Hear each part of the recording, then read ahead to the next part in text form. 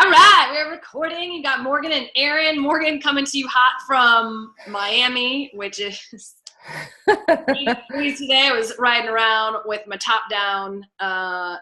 Erin, where are you coming from? Real cold in Chicago. It's about 3 degrees out here. So I had my big coat on and hat on. But the snow looks very pretty and it felt very Christmassy this time of year. So very, very different climates. I was on the beach on Christmas Eve and everyone else was having a nice white Christmas. So I'm brand new to down here, so that's why I keep bringing it up. It's part of my creating my heaven on earth. So I'm Morgan Field, and for those of you who do not know me, I am the founder of EpicSexyYou, which is the global empowerment brand in 18 countries and counting. I'm a life coach. I'm an intuitive. I am Amazon's bestseller of EpicSexyYou, and I have basically gone on my own journey from like absolute hot mess to epicness. So one of the things that I really strive to do, and why Erin and I are doing this together, is to really awaken souls, to inspire souls, to really help you identify what is your heaven on earth? What would it look like to create a life that you love living, a you that you love being, a body that you love being in? And so I'm really, really excited to share with you what we're going to be playing with today. But before I do, Erin, could you please introduce yourself? Hi, I'm Erin. I'm Morgan's bestie. We've known each other for about, over 13 years, but have been close and kindred for a long time now. So I am a nurse. I have been for also 13 years, going on 14. I mostly critical care experience and some non-clinical now. So I've seen the whole gamut of things. I love being a nurse. I love it. I'm so glad I got into it. I'm a mother of one baby. He's 2.5 now, and I've got a second one on the way, another little boy, 2 little boys running around the house. And I'm married, have a husband. He's quite wonderful too. So I'm going to be the queen amongst kings over here in the McCabe household. So that should be real interesting. I got into this with Morgan because multiple things. I love being a nurse, so I love helping people, but I love now taking the direction of, not necessarily taking care of people who, need to be taken care of, but empowering them to take care of themselves. And when I was a kid, probably in high school, you could say I was, starry-eyed or whatever, but I used to sit around with my best friend in high school. And I remember we would listen to Simon and Garfunkel, and we would sit there and we'd talk for hours about how we were going to save the world. And so what I love about what we're doing is, like, for me, even though it seems like it's not some like huge mass movement yet, it's like, one person at a time, one mind at a time, beginning the revolution, saving the world. Yes. Well, I believe that this was inspired. So there are previous webisodes that are already out there. You can see it on the EpicSexyYou channel. That's EpicSexyYou, all one word, on YouTube, or you could just Google EpicSexyYou. So one of the things that inspired this is that Erin and I have been having these soulfully awakening conversations for a really long time. And I just thought it was really selfish to keep her all to myself. So some of the past webisodes that we have done are things like, looking at low vibe avatars, like your perfectionista or your victima, like these, or your perfectionista for our gentlemen, the victimo for our gentlemen, just really looking at what are the things that are getting in our way of being our best selves, body, mind, and soul. And Erin had a really awesome idea this week, and I'm so excited to talk about it. And it's basically, Erin, I'll go ahead and let you talk about what we'll be talking about today, because I'm excited and ready to rock. So you asked me basically moving forward, what ideas I had for future webisodes, and man, it was like coming in hot and heavy for me. And I had thought about it before you even mentioned it, but I was like, I think we really need to talk about what it feels like to buy your own bullshit. Because I feel like you and I throw that phrase around a lot. And the first person I ever heard it from was you. And when I heard it from you, I was kind of like, which I feel like that phrase kind of encompasses a portion of what it feels like to buy your own bullshit. is like when someone tells you it's bullshit and you're just kind of like, no, it's not. But like what it really feels like, because I think there's a misconception based on what we're talking about and what we say of what that feels like. Because when I hear people talk, and as I've gone through it myself and like realizing kind of how to call myself out. So I think one thing or one direction, like little sidestep it's important to take is like when you and I say buying your own bullshit, I think that can sound like, I wouldn't say it sounds harsh, but like for you and I, that's language. If language sounds a little harsher, it's like, that's pretty normal. You know, like we're just like, oh, sometimes things have to be a little more crass in order for it to like really hammer home the point. So like, this isn't us like trying to be jerks to someone or like you know, like you're actually, it's just like, it's the language that kind of hammers in the points more. So I feel like it's like calling yourself out on thoughts you've had that are getting you stuck or hanging you up on something that might not actually be true, and moving you past that thought is, I guess, how I think about it in another term. So I've just realized over time that people, it's like, hey, when we say what your bullshit feels like or what buying your own bullshit feels like, the thing with that, I think, is that the misconception is it feels really real. So it doesn't feel like bullshit, because I think if you are expecting, like, let's say you're saying something to yourself, or you've got a thought, a persistent thought that's kind of just always been there. Maybe you don't know where it came from, but it's always been in your head. And it could be as simple as like, you know, an example I heard is like, the holidays are so stressful or something, you know, since we just got out of the holiday season. And it's like, maybe that's always been there, and maybe it's hardwired because you learned it somewhere without realizing it. And so now your holidays are stressful. And so like the buying your own bullshit part comes in as like, okay, it's like dissecting that thought and trying to figure out, is it true? Does it have to be true? Where did it come from? Kind of, and like working through it that way. But the thing is like when you're in it, it just feels so real. And I think when you say, or maybe if people hear us say buying bullshit, they think like you should feel like unauthentic or like it is a lie if it's quote unquote bullshit, but it just feels so real. So I feel like the analogy that kept, or the metaphor that just kept coming to me in like how to best explain it is like, my perception of it is like my toddler gave me the best example. Like I took him to a water park and I try to put him in the water that's about 2 feet deep, but he can't see where the bottom ends because his perception, to him, that seems maybe really deep, or he just doesn't have the depth perception. So he gets very afraid because in his head, it's deeper than it really is. So he starts getting fearful. He starts freaking out. He doesn't want to put his feet down because to him, that's the reality of it. And then once, you know, eventually over time of coaxing and practicing and whatever, I get his feet to the floor, he calms down and realizes this is actually where the ground is. I'm safe here. It's not as deep as I perceived it to be.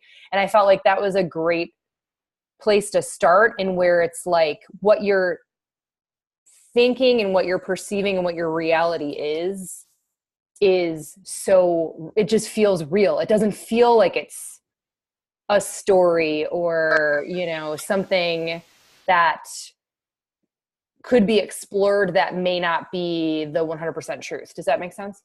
Yeah. And what's really interesting is a couple things.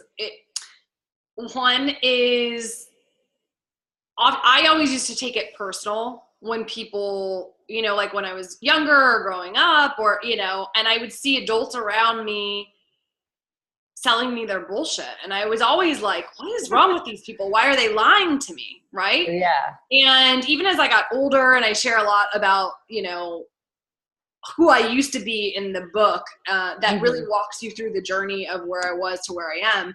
And I was always taking everything so personal. So this is not only us going to explore today, where are you buying your own bullshit?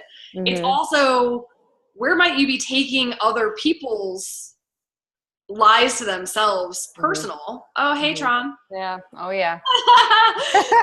He's feeling left out.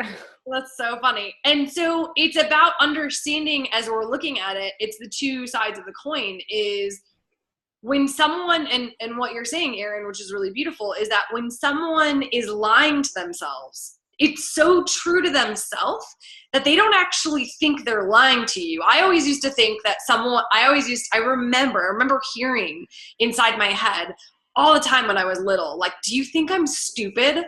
Is that why you're lying to me? Like, do you think I'm stupid? Do you think I'm not smart enough to see the blatant incongruence between what you're saying and what you're doing? And yet now as an adult, I understand. And the humility, the humble pie of my own journey, I understand what it feels like to buy my own bullshit, and that I'm not lying, I'm not lying to someone else, or I don't perceive myself to be lying to someone else if I genuinely believe something to be true. So as an example, one of the first things that comes to mind is before I admitted that I had a drinking problem, if someone would come to me and tell me that I had a drinking problem, and I genuinely did not feel like I did, I would not only say, I would make up so many stories that felt really true to me. Like, oh no, it's just like it's so-and-so's birthday, or oh no, it's fine, or oh, it was just that one time, or oh, it's fun, or oh, like all of these things that just made it okay, instead of actually stopping and asking myself, what's the truth here? And a really powerful question to ask ourselves is, and just scanning every area of our life is like, where might I be lying to myself? Yeah. Like, what might the actual truth of the situation be? And so it's always interesting. And then, yes, I love your point too, when you said earlier, when someone says something to you and you're like your brain starts to like kind of, it doesn't really scrambles. It does. It scrambles because you're giving it a new piece of information. I remember, and so this is also really common where I see this a lot when relationships are shifting or ending. Yeah. Where it's so much easier if it's that person's fault. Yes. Like, if we can blame them for the discomfort or for the disconnect, or whether sometimes it's just energy. Sometimes energy just, like you and I, we share, like we did this and then we came apart and came back together, right? And so sometimes it's just energy and you can't logically intuit what's happening. Yeah. But we sure do want to. And so because there's this discomfort, or, we start to look at, what did that person do? What did that person not do? And we go down this whole path of self-soothing via blaming. Oh yeah. Yeah, totally. And I actually remember, and so this is one of the cool things about my relationship with my ex, was that we both had we knew each other for so long before we dated, that we both had a very candid, raw, real, honest conversation with ourselves. Like, well, always. We always had a very open conversation. So I could say to him, he could say something and I could be like, don't bullshit me. And he'd be like, maybe I am, And I remember when we were having conversations towards the end of our relationship, I said something to my victima, let me be clear. My victima said, my blamer said, my blamer avatar, my low vibe victima, poor me avatar was like, saying all these things. And one of the things was like, I can't, you never, that's always a clue too. We're lying to ourselves if we're saying always or never, like, so yeah. Don't tell me that. Yeah. So you're having Shut up. Yeah. Bullshitting myself. So if we start saying, you always, or you never. And so I basically was saying to him, you never, you guys. Well, because I'm picking up where I'm like, oh shit, I just said that to my husband like 2 days ago. I know. I know you. I think that's really funny because you're already like having the brain scramble. Totally.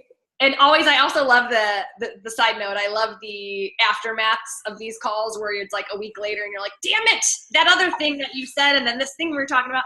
But it's the fact that if you're listening, that you're gonna hear this, and then for the next week, a couple weeks, different things that we say are going to hit home.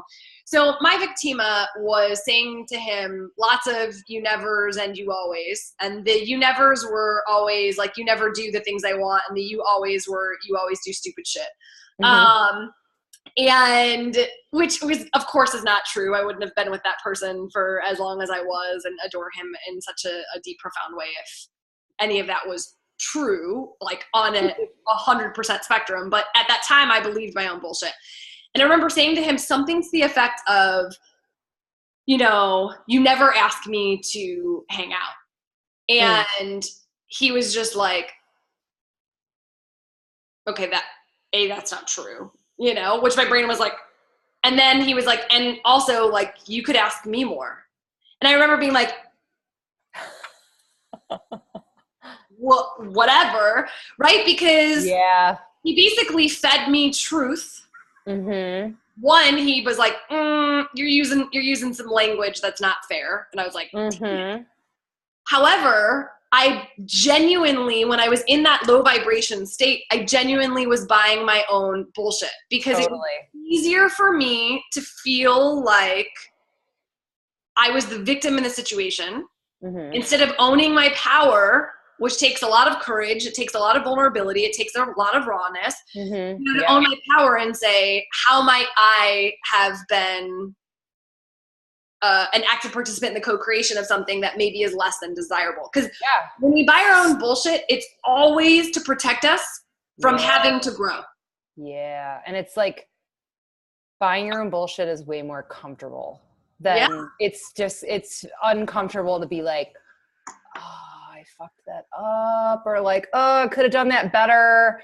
And if you're not, I guess, in a place where you can do that a little bit more compassionately with yourself, it's like a complete protective mechanism, like self-protection mechanism, where you're like, I don't know if it's like your brain is like, you're not ready to take care of that, like, and actually handle that gracefully right now, because you're going to fly off the deep end. So we're going to create this story instead, and that'll keep you safe and cute and nice and comfy. And you're like, okay.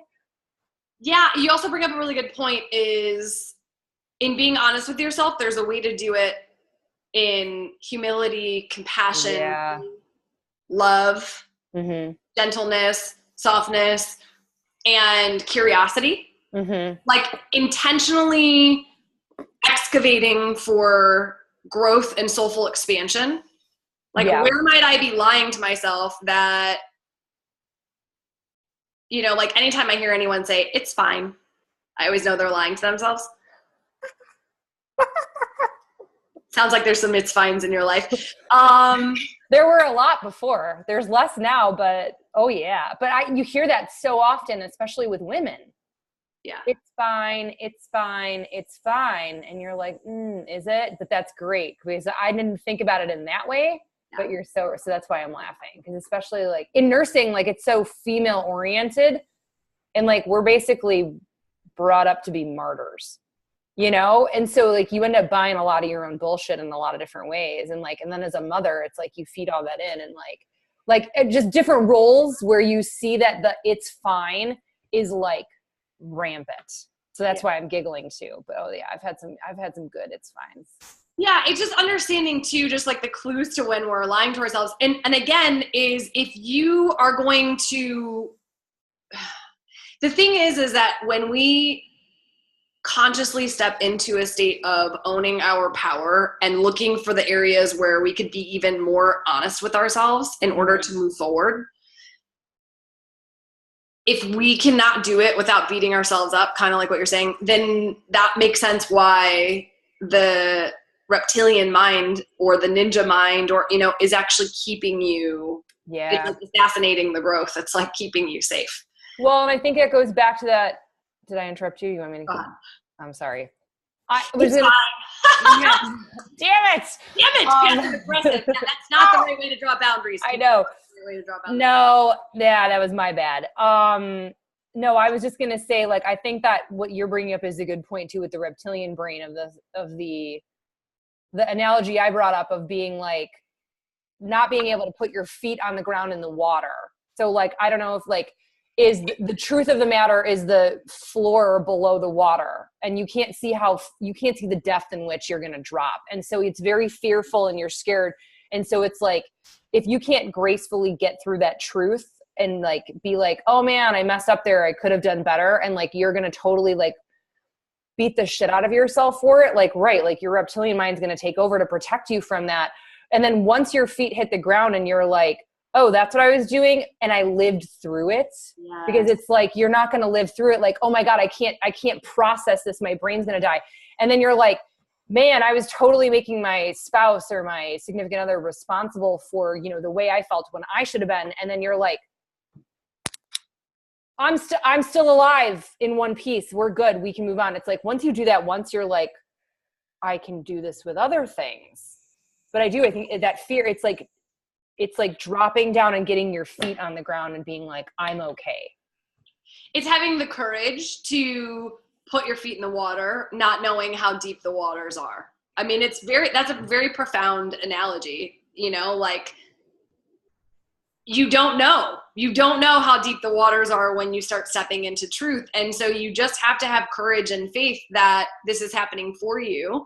Mm-hmm. And just knowing that if you have any incongruence between what you want and what you believe, it's going to keep you from that. And so if you're believing something that actually isn't true, right? So like, as an example, if I was genuinely believing that my ex was always doing the wrong thing and never doing the right thing, then it would discount all of the beauty of our relationship.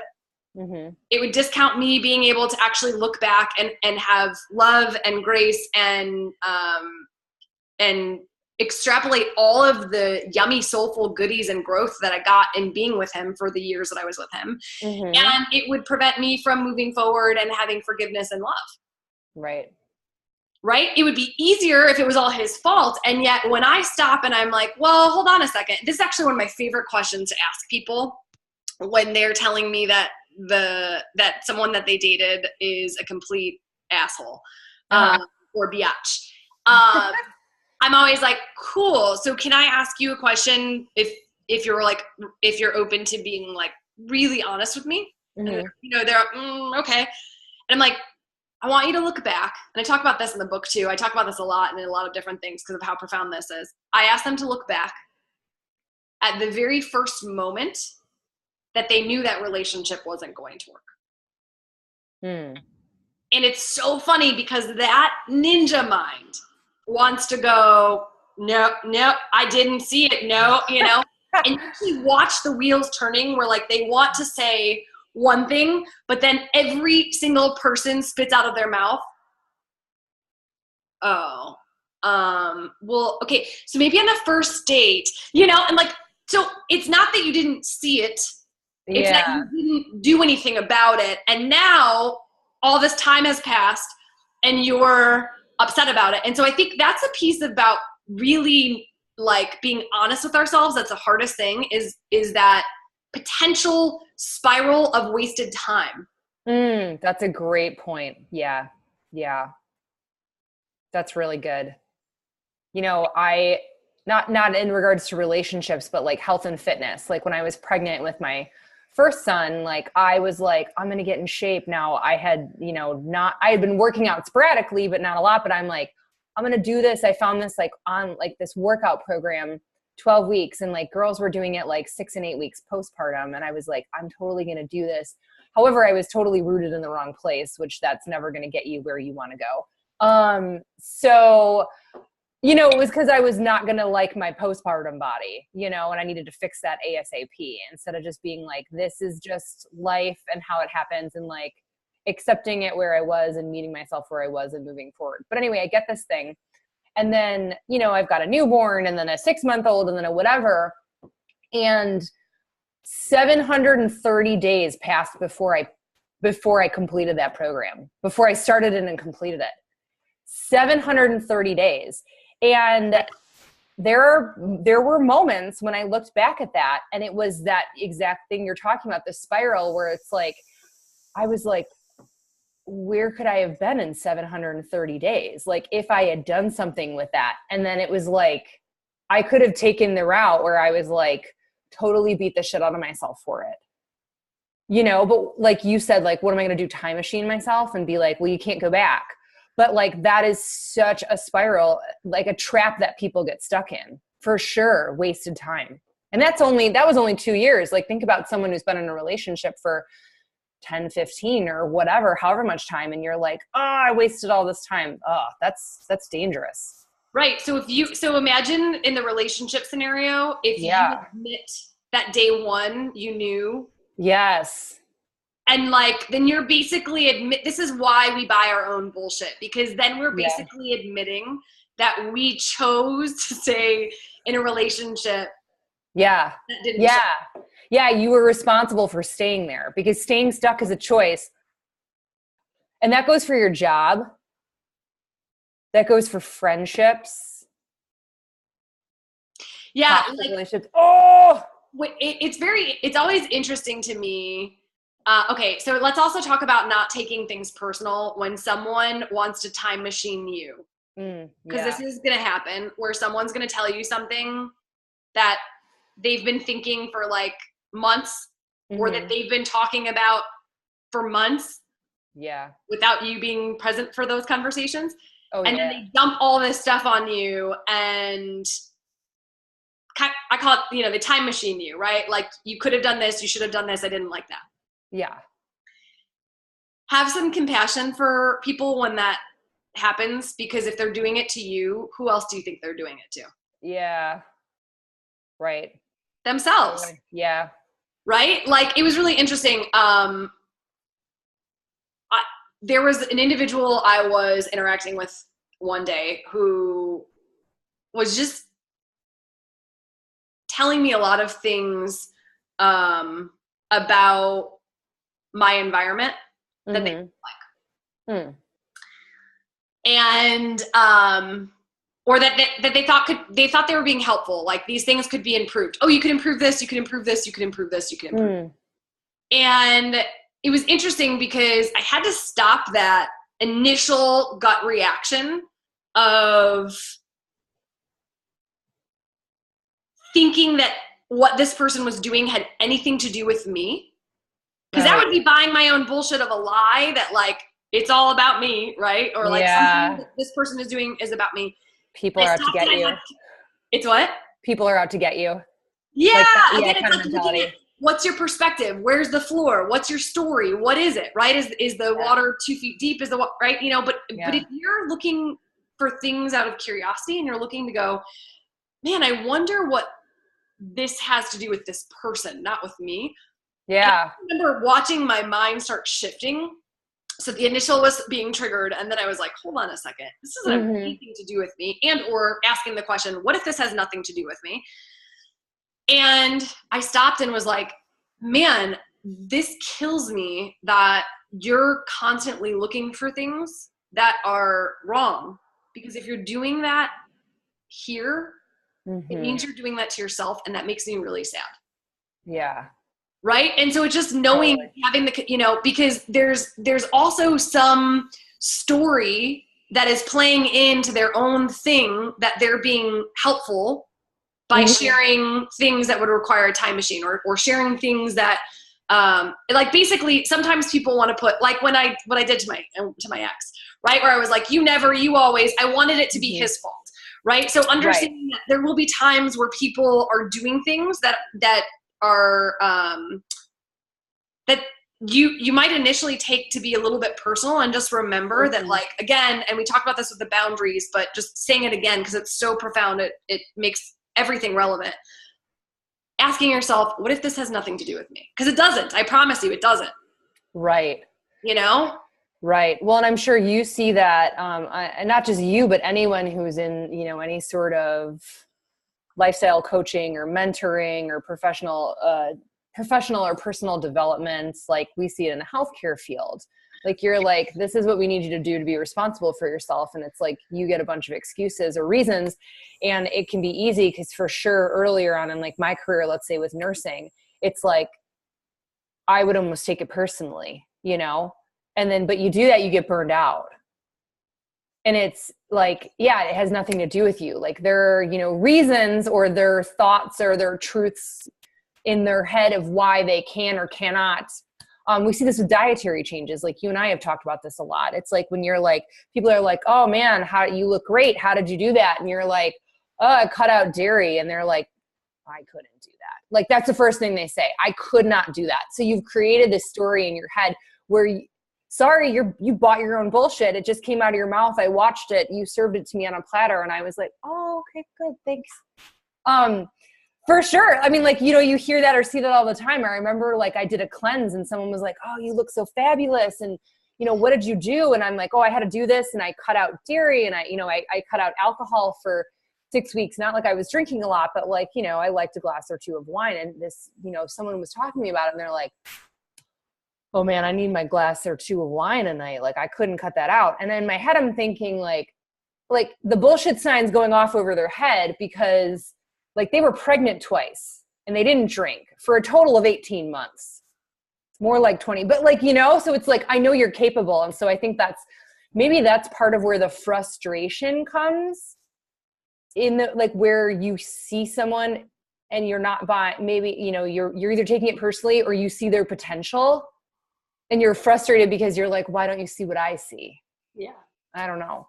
Yeah, no, that's really brilliant. I feel like a sign to those of you listening, the sign of how you can look for where you can start taking some of your power back is to look at where you feel like you have zero responsibility for what's happening.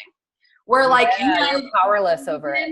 Yeah, you feel very powerless over it and you have endless reasons why your actions are not aligning with your words and or maybe you can't even see there's an incongruence. So just understanding like looking at a situation and thinking where you genuinely are like, I can't believe this is happening to me. I can't believe these people are doing this to me. I don't understand why this person did this, this, and this. And stopping and asking yourself, well, hold on a second. How might you be an active participant in the creation of what's happening? Mm-hmm. Yeah. Yeah.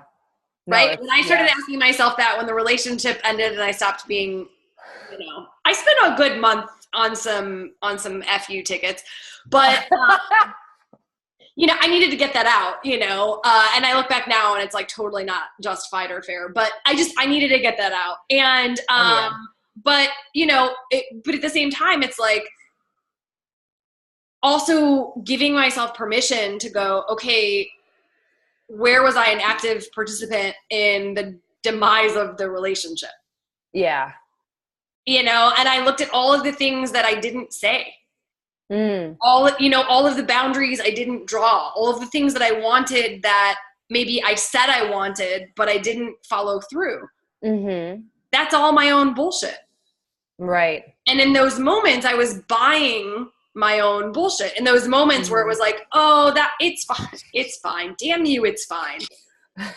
You know, like, so just listening to yourself, listening linguistically, everyone who's listening, every time they say it's fine now, you're just going to hear it. Or if someone else says it's fine, I talk about that in the book too, right? But it's like, it's fine, it's not fine, right? Yeah. Do you want like a okay life? I saw a guy the other day that had a shirt on that said, meh, like MEH. And I was just like, that's so sad. It was so sad to me, you know, and to him, he probably thought it was funny, but I'm like, that's a walking billboard of your energy, bro. Like, yeah, you know, I like feel very, I'm all like, oh, like about it. Yeah, totally. And so it's just, there's so many people walking around with meh. What? There are just so many people walking around with meh, like not even printed on a shirt, but just meh. Yeah. And it's fine is a good example of that. So whenever you hear yourself say, it's fine. I mean, you know, there's so many different flavors of it's fine. It could be like, it's fine. Just kind of, you know, even like earlier when I passive aggressively, I was like, it's fine. It's not fine. Right. But it's like, we can be playful with it. And I know that, you know, what I mean. And so it's understanding that like, but it's never fine. If you say it's fine, it's like, it's an indicator that you're not actually saying what you really think. And I can't help it. That's another one. Yeah. Let's talk about that one. Tell me a little bit more about that one. Well, I hear that a lot surrounding, you know, because everyone likes to talk to me about like dietary stuff, you know, since I've got celiac disease and I've been a vegetarian for over 20 something years and, you know, I've cut out dairy, I'm gluten-free. So it's like, they're like, oh man, tell me what you're doing or whatever. Or like, oh, you had a baby, you look like you never had one or blah, blah, blah. And I tell them, and because it's like, you realize how important diet is and people are like, no, I can't help it. My family cooks this way. My husband eats meat. My whatever, you know, like I can't help it is usually followed by the reason why they can't help it. And it's like, yeah, you see that billboard over their head or whatever, where it's just like, don't want to change, choosing not to change, choosing not to do it, but gonna complain about how I look or how I feel. And it's like, that's, you know, we're talking about like being awakened and aware about stuff like that. It's like, for me, it's like blearing me in the face, and I'm like, oh, okay. You know, and then you offer maybe a solution, and they're like, you know, that you get that face because you're challenging their truth of what they've told themselves. And like, there's lots of things people can't help. They can't help their job, or like they can't help their boss, right? Like maybe their boss is really annoying or micromanaging or whatever. And there are obviously certain things you can't help about that. But like what in the situation can you help or can you change? And maybe it's creating boundaries. Maybe it's as far as getting a new job. Maybe it's, you know, maybe it's looking at how you're working and being like, would this person relinquish some control if I was performing the way I should be? That's super painful for somebody. Yeah. Diet, you know, I don't look the way I want. I'm not happy. I don't feel comfortable in my own skin. Well, you know, hey, let's look at what you're eating. Like you're drinking a lot, or you're eating a shit ton of alcohol, or, you know, a shit ton of sugar, or, you know, whatever else maybe you're offering. And it's like, I tried gluten-free. It's too hard. The other day I tried giving up gluten, but it's too hard to find breakfast foods that don't have bread in them. And I was like, eggs, fruits, more fruits, smoothies, like vegetables in your smoothies. Like there's plenty, like, you know, yogurt, like if you're going to still eat dairy, you know, bacon, sausage, like there's tons of things that don't have bread in them. So it was just so interesting to hear what people create. And that is 100% their truth. So like if they go to like, you know, the cafeteria or whatever, and they're looking for something, all they see is bread on everything. It's like, they don't even see the bananas and the peanut butter. They don't even see the oatmeal or whatever. Like all they see is that. And they're like, oh yeah, I can't give up. This is my only option. So it's really fascinating to see how people's thoughts create their perception. But yeah, I can't help it. I don't have enough time. Yeah, well, and to piggyback off your piece too, before we go to I don't have time, because I think that's a huge one as well, is, you know, you will always find what you're looking for. And I actually had just one of those moments earlier today. So I am a life coach, and I have a life coach, which I find to be incredibly powerful. And it also helps me realize even more why I'm so powerful with my own clients that I work with at retreats or one-on-one, because every time I experience life coaching, I'm like, damn it, I didn't see that. You know, it's like you've got you're walking through the paradigm like this, or even if it's like this, but you know, life coach can be like, yeah, you see that? And you're like, damn it. And so like, let me just take those off for you. And you're like, no, I want them on. Yeah. Well, and whatever you're looking for, you will find. And so it's a choice to start telling yourself the story of, I want to find the magic. I want to find the magic. I want to find the magic. I want to find like, show me the beauty, show me the beauty, show me the beauty, right? Like, show me the options without bread. Show me gluten-free options versus, you know, it's like, if you're constantly, you know, whatever your story is, your ego, our ego wants to prove it. And so anyway, so the scenario that I had, I basically totally missed something really beautiful, because I had in my mind, as I was dealing with a couple of people, that it was just like one of those things where it was like, I didn't understand why I was looped into this conversation that was happening. Mm-hmm. And so I was irritated by it for whatever reason. I've been like overwhelmed or overstimulated. And I started creating all these stories and questions that weren't serving me. And when I stopped to go like, hold on, where's the magic? I reread some of the conversation stuff and realized like there was some magic yumminess in there that I totally missed because I was not looking for it. Right. So when you're looking for the magic, you'll find, and like, I didn't even see it. You know, it's like, I love this exercise that you can do to really drive this home, which is to look around your room. So like, let's just play this game for a second, even if you've already played this before, right? But like, look around your room Just like scan it. And then close your eyes. And then tell me, with your eyes closed, how many things in the room were blue?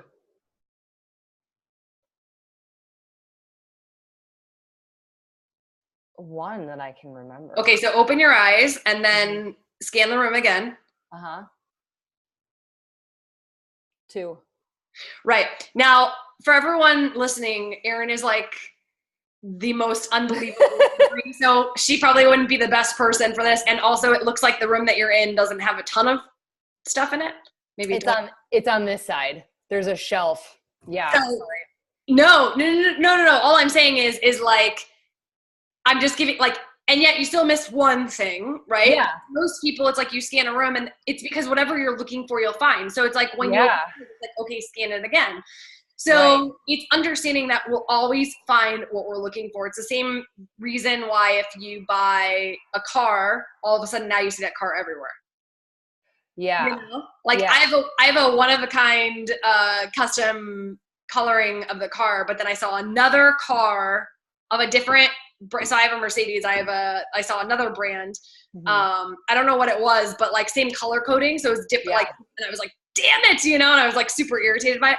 Now granted, there may be other ones in other areas, but when I saw that one, and of course I'd never seen it before, and then I saw that one, I was like, damn it. Okay. So also before we go to time there to talk about the bullshit excuse of time that we're telling ourselves, which is huge. I also want people listening to think about the really like tiny nuanced language that you use to really sell home your bullshit, to make it not your fault of things, and or so that you don't have to be responsible to do things that are uncomfortable. Like speak your truth. Okay, so example. Last night, I'm chilling like a villain at my house, and I get a knock on the door. And I'm irritated by this knock because it's 7:00 and I'm just at my house, right? So, but then I'm like, oh, maybe it's my neighbors. So I got really excited. I get up and I walk over there and I open the door, and it's, now mind you, when I first told this story, well, I'll tell, okay. So it was 2 ladies. Let me tell you the way that let me tell you the first way, and then I'll tell you how I told the story later to not have to take any responsibility for Okay, so like the truth is, and I love this game, to play the truth is game, like when you're being honest with yourself, you're like, the truth is, so let me tell you the truth. The truth is 2 ladies knocked on my door. Damn it, my brain still wants to tell you the old story. The truth is I had 2 ladies knock on my door who, it was 7:00 and I didn't want to interact with them and I didn't know them, and they were handing out Bible pamphlets and I didn't want to take it, and I was irritated. Yeah. So what actually happened is when they opened the door, I could not get the words no out of my mouth. Like I thought of all sorts of lies to tell them. I thought of all, and like I could not get the words no, and or what I really wanted was, please don't knock on my door again. I could not get that. And this is the second time that organization has knocked on my door. Whose fault is this? Right. Why? Because I'm not stopping them. I never said, please stop knocking on my door. This is the second time. Now, mind you, I could be really irritated with them and keep saying like, I can't believe they're doing this, blah, blah, blah. I can't, but I never said anything. I know. But here's how I was buying my own bullshit. And it's interesting because when you say it out loud, you have to tell on yourself, damn it, your stomach starts slipping. But when I was telling the story earlier to someone, I was like, there were these 2 sweet old ladies that were just, just sweet as pie. What? I don't know these ladies. Right? Why is my brain telling me bullshit that there are these sweet old ladies so that I don't have to say no to them, so that I don't have to be uncomfortable, so that I don't have to be like, listen, I don't want your Bible stuff. I'll tell you why. Yeah. No, right? And it's like, it's nothing against Bible stuff. Do your own thing. But please don't knock on my door at 7:00 at night. Please don't knock on my door at all. I'll tell you why. Why? This is actually, why you want to tell the story of the sweet old ladies and why you didn't want to tell them no. because this is another like a ooh. Because we as a culture enable ourselves and others to buy our own bullshit. So it's like the polite and nice thing to do and the right thing to do is they're sweet old ladies. So you don't want to be mean to them, and you don't want to be mean or rude and say, no, please don't knock on my door. Thank you so much for reaching out to me, but I'm good spiritually. Like we enable each other. And I've got a great truth is, if you want to hear it, that also ties into the enabling, because I'm pregnant. So like everyone's like, you do whatever you want. You're pregnant. And then you're like, yeah, I am growing another person. But like, the story I like to tell is that I don't, I'm pregnant and I'm growing a person, and it's hard to work out all the time. And, it's just getting harder, which that is partially true. And this, that, and the other. And I'm growing a human being, and shit's hard. The truth is that early on in my pregnancy, I was craving carbs a lot, and I honored that craving. And then it took a totally wrong turn, and it turned into carbs that weren't great for me. And now I kind of just feel like shit. So now I'm not working out all the time consistently. And it's probably just mainly due to my eating, which is making me sluggish. Like, that's the truth. Not just like I'm pregnant and I need to lounge around for 9 months. Which is a great opportunity to have an excuse for 9 months, right? Like, totally. And yet I love what you're saying is that if we're really honest with ourselves, there are things that are great reasons for us not to own our power, but it's still, the truth is you're still not owning your power, right? And also like looking at like, oh, how could I have more energy? How might I have more energy? Yeah. I have another, I'm going to tell on myself. See how fun it is when we start telling on ourselves? Because I want everyone listening to have lots of examples. And again, I wrote 350 pages of examples of life, of all of my own darkness and all of my own ridiculousness, so that you can laugh with me and or at me. Who cares? Either way, you get a good laugh, and you get to see some humor and some light at the end of the tunnel of a darkness, because we all have darkness. I don't think we talk about it enough in society, so I love talking about it openly.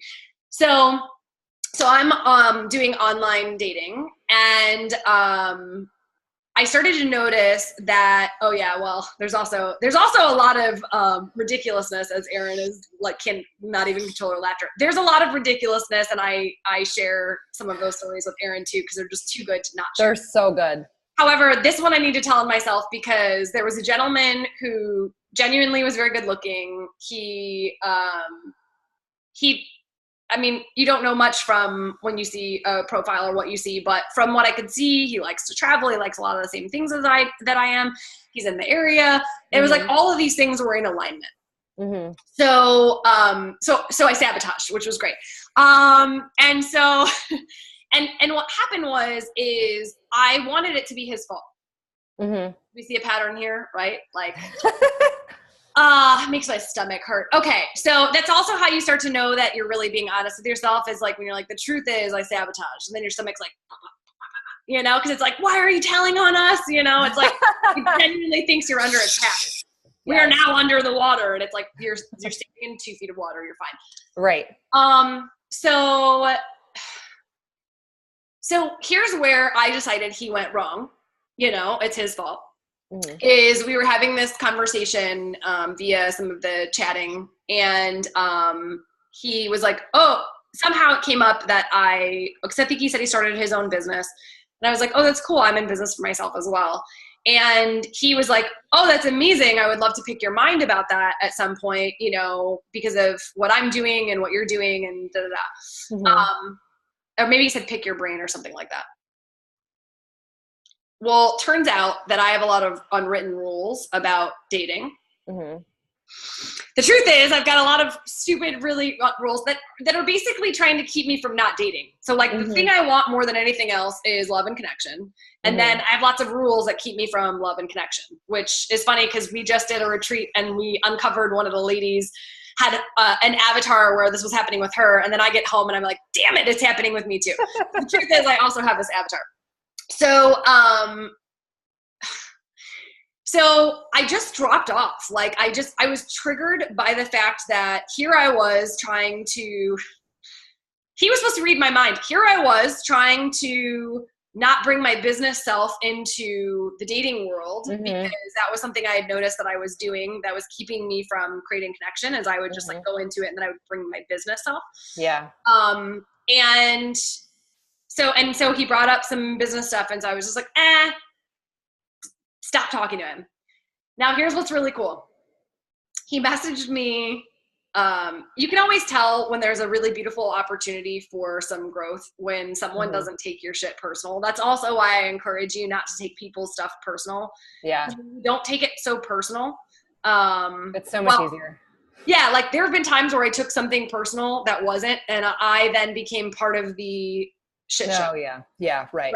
Yeah. Versus not taking it personal. And I'm like on the outside of your shit show and then I'm not getting in your shit show with you. And eventually you calm down because you get tired of being in your shit show. And then eventually, right. So I've done it both ways, you know, for sure. I saw a good quote about that where it was like, crazy will make normal crazy, but normal will never make crazy normal. Yes, exactly. If there's nothing to resist, then there is no resistance. Yeah. So I'm always try to remember that, but it's easier said than done. I've definitely reacted to people's shit shows before. So I'm definitely me too. guilty of that. It's an interesting thing about being human with an ego. Humbleness. Okay. So what was really interesting was with this gentleman, so here was what was really cool. He was not taking my shit personal and he wrote a couple things. And then at one point he was like, hey, where did you disappear to? I was genuinely enjoying, my stomach's still flipping. He was like, I was genuinely enjoying our conversation. I'd be open to continuing it if you're interested. So I had a real moment of owning my own bullshit. And I said sorry, I'm burping a little bit. That's what happens when I clear energy. It's really interesting when I clear spiritual energy. Okay. So so I wrote him and I said, hey, I actually owe you an apology. Because it's never too late to own your own shit, ever, right? It's also why I was able to eventually, after some months of like 30 days of FU tickets with my ex, I was able to create, some beautiful, more beautiful exit of relationship by just being like, oh, here's what I can own. I apologize to you that I put it all on you, yada, yada.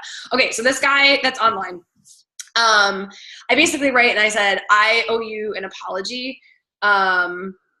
Something I'm working on in my own life is not bringing my business self into dating. And when you said pick my brain, like there's no way that you would even ever know that that's a pet peeve of mine or that's a huge trigger because of how many, he also doesn't know what I do for a living and who I am and how big the brand is, right? So it's like, I get that question all the time. Right. People I know and people I don't even know, or people I know who want me to help people that I don't know. And so it's such a trigger point for me. Yeah. So anyway, so I just said to him, like, I without going into it, I said, listen, it's a trigger point for me. There's obviously no way that you would have known that that's a trigger point. And I think what happened is subconsciously I put you in the business bucket instead of the dating bucket, and I'm here for dating. So, and then I said, so I'm really sorry, please forgive me. And if you're open to it, I would actually like to continue our conversation. And then we had this really beautiful navigation of working through that together where he was like, oh my gosh, I'm so sorry. Like I genuinely, like you said, you loved your job. So I was genuinely just trying to be engaged in what you were saying. And I'm like, yeah, of course, because I'm the one who's the asshole here. You know what I mean? And like, you can't read my mind. And so it was just this beautiful example of what can happen when you own your own bullshit. And also knowing that if he didn't respond the way he did, if it didn't turn into something that was like this beautiful new reference point for me because of the response, it still would have given me a beautiful reference point of how liberating and freeing it is to call myself out on my own bullshit. Oh yeah. Here's another thing too, as a side note, because it's something I'm entertaining and playing with, but one of my clients said to me that that she was given a challenge to go on dates and actually be as radically raw, honest as possible with people. Mm-hmm. Like when they're like, hey, I think I've told you this already, maybe not, but like when they're like, hey, so like, what do you do with your free time? You know, like actually scroll Instagram for 2 hours. You what? No, it's just like scroll Instagram for 2 hours, watch Netflix. Yeah. I do some mindless numbing.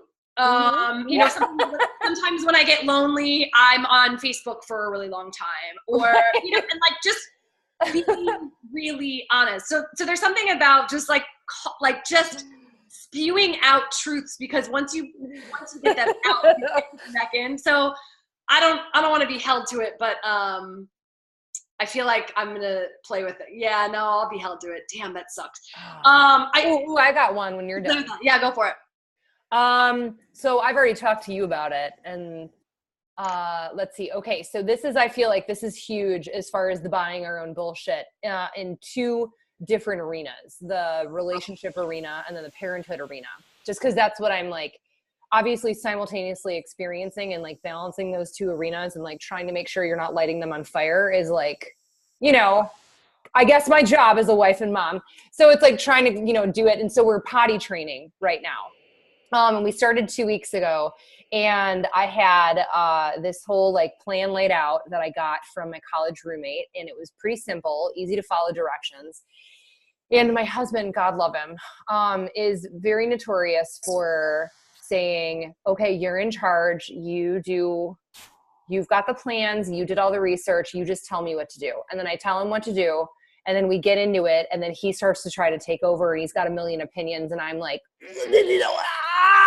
like, you're not following my plan. So, you know, the first day is done, and like, he's driving me nuts. Like, so the first day I didn't feel like my toddler was the problem. I felt like my 2-year-old was not the problem with potty training. My 32-year-old husband was, and I was like, I was going to kill him. So we got into some arguments, and he was like my son went down for a nap, and I was like, I needed to talk to him about this. I need to talk to him about how he's interfering with my plan. He's going to fuck it up. And he's like, you need to leave me alone. And I'm like, no, like I could not leave him alone. Like I had to keep going after it. And like, that is unfortunately one of those things that I've worked on. And I'm much better at, but like, dude, can I harp something? So then my child wakes up, we resume potty training, and then he goes back to bed. And like, by the end of the first day, he was running the potty to try to pee in it. So like, that's huge for a 2.5-year-old, less than 2.5-year-old boy. Like boys are usually late. So very proud of him. So, my husband asked me after we put him to bed and we're relaxing, and he's like, how do you think it went? And I'm like, well, I think our son is doing great. On the other hand, I have some concerns about you. And so I lead into this whole conversation in which I basically pick a fight with him and nitpick all the things he did with it, which then leads into a greater, like, not just the potty training, but all of the other things in the relationship. And he's just like, oh, so you're just going to drop bombs on me about all these other things I've done in the last, 3 months. And I'm like, yeah, I am. Like, blah, here it all comes. So at the time I feel real justified. Like, I'm like, nope, I am right. You are at fault for all of this shit, and I'm totally justified to talk to you about this. And then the next day, I'm on the phone with my college roommate, and she's like, how's it going? And I'm like, well, it was good until I tried to incite a divorce between my husband at 7:30 p.m. over the potty training. So it was funny because I guess, like you're saying, when you get to the point where you can, like, examine your own bullshit and be like, ooh, like, you can be humorous about it. And then my husband's in the car at the same time, so he's sitting there being like, like this jackass. So, I apologized to him about it. And then I think I talked to you about it a little bit, where I was like, he's driving me nuts. And like, what it really boils down to, is, and I think this happens a lot in relationships, especially where you have children. You start to maybe, like, in a lot of ways I've uncovered or, gotten rid of fear of the outcome in a lot of different ways, but there are still some things where it creeps up subconsciously without me realizing it. So basically, he starts interfering with what I believe the plan should be, or what I know is a successful plan for potty training. And he starts interfering because of his own fear. And then my fear of what's going to happen in 30 years takes over, of how my son's going to turn out. And I start spiraling. Like, oh, this is somehow going to translate into all these other areas of his life. And then, who's he going to be when he's 30? And there's actually a really amazing scene in the movie Parenthood where it talks about this, where like basically this kid, like they show two decisions or like ways that the situation goes. And the one way it's like, oh, he ends up like, it's successful and he ends up the valedictorian of the college, and he's like, oh, I couldn't be here without my dad. And the dad is like, oh, it's such a great moment. And then the other situation goes like the kid fucks up. And then it takes him, the same period of time down the road, and he's picking off he's on top of a bell tower shooting people and going, you made me play second base. Like it's his dad's fault. And I feel like that is it like epitomizes every parent's fear. And I know that seemed to be true, but yet it still comes out in different ways with parenting. And then I blame my spouse for things when really it's me having a fear of what's going to happen. And it's like, you were talking to me about that, and it was funny, like right as you were texting it to me, because I was obviously texting you about it, you were texting me like, this sounds like your fear. And it was like the thought already had passed through my head. So I was literally on the other side of the phone, like already making this face. And then I looked and it like, you texted it to me and I was like, double, like, shut up. I know already. It was so funny, but like it happens so often and it's so hard to call yourself out on that bullshit. But once you do, it's like, it's actually super freeing. Oh yeah. Oh yeah. And now I don't have to try to chase my husband away, with divorce papers. And, I can rest easy at night knowing that my son's not going to be in diapers at 35. He's not going to be picking people off. Yeah. Right. The other area that I see people lying to themselves on as well is, I'm just hearing to share this because this will be pretty, I feel like time is something that is, everyone lies to themselves about. Like, I don't have time. And then they're just sticking around with all sorts of time that they're wasting. I don't have enough time. Yeah. And they're on their phone. They're exactly. Yes. For hours. I've done it. TV, phone. The other thing is that I see is, and I see this a lot with people I work with one-on-one, and I feel like we all do this in some way, shape, form, or fashion, is people will lie to me about what they want. Like a lot of times I hear people say to me that I can feel want love, being like, I mean, it's fine. It's fine. It's like, no, it's like, it's fine if not, like if here, talk about bullshit. If you have a story or belief that, cause I feel like people use this one totally against the laws of the universe, but they don't realize it when they're like, yeah, like if it's meant to be, it'll just find me. Yeah. And then they sit on their couch. Yes. And do nothing. Yes. And then they're like, I don't understand why I don't have this person yet. Yes. And I'm like, meh, so just being honest with yourself about what is it that you actually, so here's the formula. And what are you doing to get what you want? Yeah. What do you actually want? Which is your responsibility. And if you are telling other people what you don't want, then you don't actually know what you do want. It is no one else's responsibility to figure out what you want but yours. Right? So first of all, what do you want? Not what do you not want? What do you want to stop? Blah, blah, blah, blah, blah, blah. No, what do you actually want? And then scanning your life for anything that you're saying, doing, believing, thinking that is not in alignment with that thing. Right. So it's just understanding you have to know first what you want. And so it's one of the most, anyone who works with me knows that question is going to come down the pipeline almost every time they're stuck. Yeah. Because I know if you're stuck, it's because you haven't actually taken the time to consciously, intentionally, and purposely said, what do I want? Well, that's riddled throughout your book.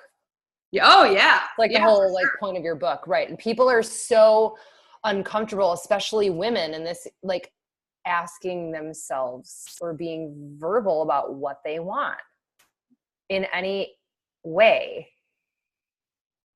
It's very interesting. And I mean, I find myself doing it. Yeah. And aligning your actions with it. So like if I want to sustain a peaceful home where I can at 7 p.m. on any given night, you know, just relax and not have knocks on my door. You know, if I want that, then it's like, then I need to get the words out of this mouth. Yeah. No. Right. Thank you. Please do not come back. I'm not interested. No, there's many flavors of it. Right. And so just knowing versus like, but there were these sweet old ladies. Yeah. What, who said what? So anyways, just knowing, and, or if you want love and you're not in a relationship, then you need, oh my God, that's one thing. I'm totally working on a program to help people sort through the alignment of how to actually show up in your own authenticity, even in a game where most people are not. Yeah. That's one thing I'm really seeing. Like you and I were talking about this the other day. The comfy slob avatar is so present in our dating world right now like, I'm like, oh, hey, yeah, let me check this. You know, and like you're multitasking while you're trying to date. Yeah. Like, the connection, you're watching TV, you know what I mean? Like, and so it's just understanding that if you want something, and this is the final thing I'd like to share. And then if there's anything else you'd like to share before we wrap up, because I realize we've gone a little over. Okay. So is something I think is really powerful, and this happened on one of the last retreats. One of the biggest areas I feel like we're lying to ourselves is our brain tells us, our ninja mind, the one that wants to keep you in your comfort zone, tells you you've already tried everything. You've already done everything, and you're all in. Yep.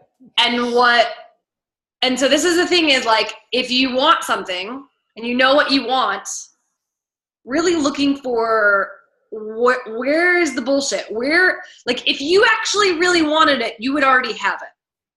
Or you'd already be making progress towards it, so it wouldn't be a stuck issue. But if you don't, then you really have to ask yourself, where are you not all in? And I coach men and women in relationships. It's very interesting when I see this.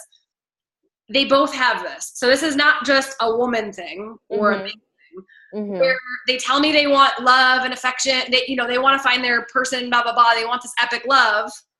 And then they're not all in, and they're waiting for the other person to be all in. But they convince themselves they're all in. They have been lying to themselves and like, oh, I'm all in, but they're not. I did that in my last relationship, totally unconscious, totally right? Was like, oh, I'm all in, da, da, da, you know. But I mean, if I look back, it's like, okay, well, what would someone who was all in look like? Well, was it right? Like the fears, the blaming, that, you know. And it's also understanding it's the same thing when you look at body. Like if you genuinely want a different body than the one that you're in, if you want to feel different than how you currently feel, what does all in look like? What is the shit that you're doing that is getting in your own way? Where are you sabotaging yourself? Where, you know, and like being honest with yourself and stop lying to yourself. Stop telling yourself, you know, like this was okay. So cheat days. So here's what's really interesting. I had someone tell me one time who was a recovering food addict say to me that they take cheat days. And that they were told that cheat days are good because of this, and this. To each their own. Okay. However, and like there's a difference between a cheat here and a cheat day. And also it depends on like if you're if you have actual addiction tendencies or not. So I said to the person, I said, let me ask you a question. You know, I have like a raging drinking problem when I used to drink, right? Like alcohol beast mode status. And they're like, yes. And I said, so what if I just had cheat days on